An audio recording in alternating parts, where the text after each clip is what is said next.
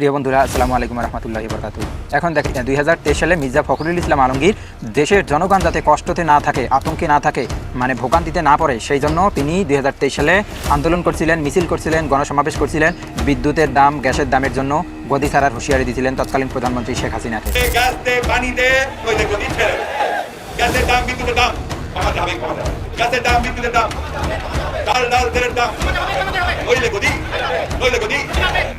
এবং 2026 সালে তারা ক্ষমতায় এসে তারাই সেই কর্মকাণ্ড শুরু করছে। মানুষ, গঞ্জের মানুষ, খেটে খাওয়া মানুষ, তারা হচ্ছে যে কষ্টে দিন যাচ্ছে, তার উপরে তেলের দাম, গ্যাসের দাম, কারেন্টের, বিদ্যুতের দাম, ঘন ঘন লোডশেডিং। তার পরিপ্রেক্ষিতে 11 দলীয় ঐক্যজোট, ডক্টর শফিকুর রহমান, নাহিদ ইসলাম সহ এনসিপি যারা আছে 11 দলীয় ঐক্যজোট, তারা মাঠে নেমেছে। দেখেন, প্রতিবাদ করতেছে। আপনারা ভিডিওগুলো একটু লক্ষ্য রাখেন, দেখেন ভিডিওগুলো, তারপর আমি বলতেছি।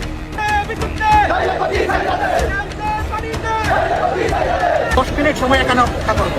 যদি তারা এই সময়ের ভিতরে না করেন, তাহলে আমরা পরবর্তী পদক্ষেপ। যদি আমাদের এই মিছিল থামাতে চান, তাহলে ভিতর থেকে দায়িত্বপ্রাপ্ত মন্ত্রী কিংবা তার প্রতিনিধিকে এখানে আসতে হবে।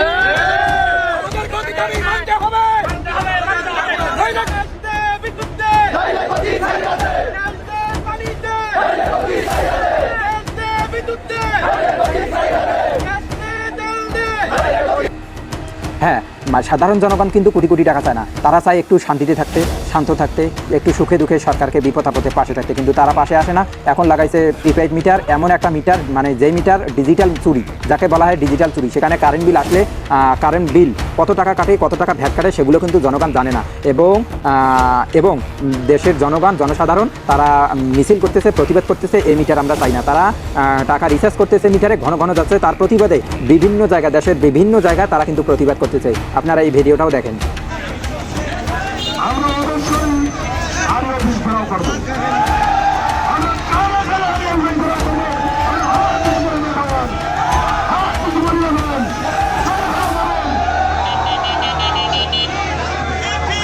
আমরা প্রয়োজনে কারেন্টের জন্য আমরা মরবো, আমরা ছেড়ে দেবো না।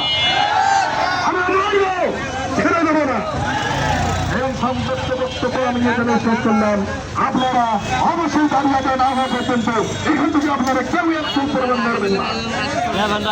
ধন্যবাদ।